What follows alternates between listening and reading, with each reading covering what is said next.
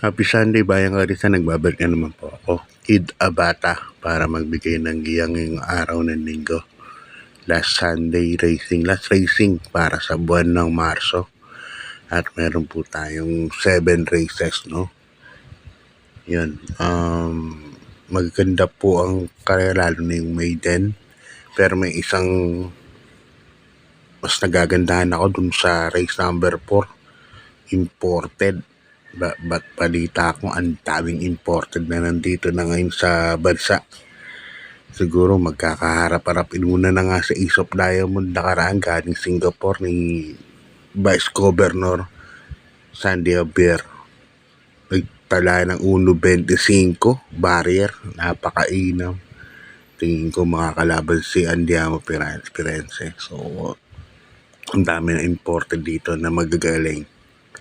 So yun, start na tayo. 2:30 ng hapon ang start ng karera natin sa araw ng linggo.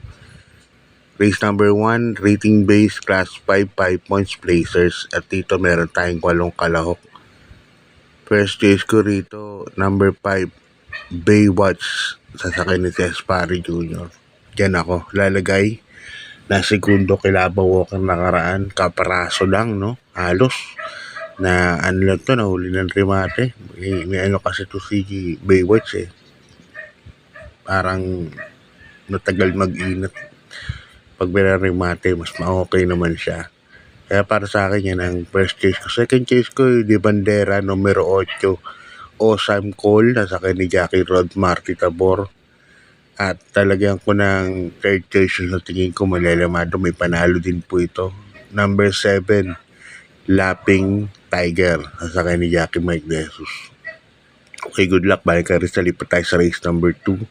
Sa rating base class sport, 16 points to 21 points split group. At dito meron tayong 10 runners. First choice ko, no, numero 2, Amor Mi Amor. Yan, nasakay ni Jackie Jeff Pakikay. Nanalo na karaan yan.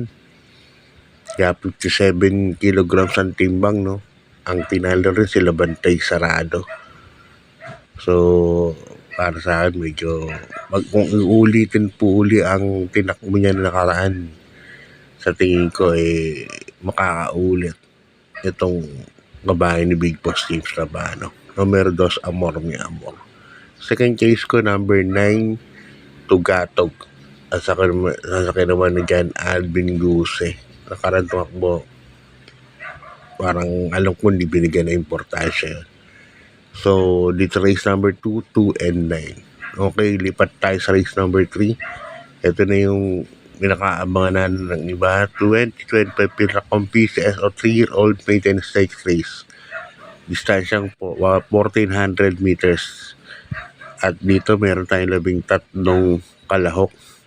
But 10 betting options lang. Yan. Dito ako susuluhin ko na to kahit marami sila. Numero 3, King's Cup. Yan, nasa ni Jackie Pati Dilema. Nagtala ng 1.27 ng barrier.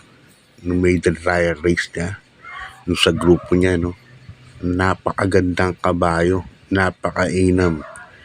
At sa tingin ko, contender to sa Triple Crown. Napakagandang kabayo, napakalaki. Kaya para sa akin, parang lamang to. Tune up to. Number 3, King's Cup. Sosolohin ko na po. Okay, ito para sa akin naman, race number 4. Ito yung imported, no? Nagsasali. Class 4, 34 to 39 merge. At dito meron tayong 8 kalahok, but 7 betting options lang. Yan. First case ko rito, hole in 1, Windfall. Parehas mainam na imported ni Vicky Sandy Javier. Windfall, Di Bandera, hole in 1. Nasusunod. Si Perfect Delight. Kaperaso lang na natali yan. Talagyan ko na second choice. Ito, Senior Patrick Uy, number 7, Counter Attack. Anak ni Gun Runner yan, napakabilis yan. Kaya kung hindi malulutan ni Windfall yan, tingin ko may talo sila dyan. number 7, counter attack, imported. Good luck bayang karista. Yan ang kaabang-abang na race. Race number 5 na tayo, rating base, last 4, 28 points of 33 points split group. At dito meron tayong 9 runners but 8 betting options lang. Lahat ng distansya natin puro 1400 meters, no? Dahil weekend racing. First case ko rito, numero 9, part-time lover, JB Hernandez. Wala na si Cadigan, no? At sa tingin ko, ito, bandera po rito. Si part-time lover. Kaya, dyan po ako lalagay as my first choice. Second choice ko, yung couple entry ng Maceda Stable Connections. Yung numero 4, Gamer Winner. And number 4, a Wire Chip. Yan, napaka-inu Wire Chip na round 26. Tingin ko malaki din po ang panalo.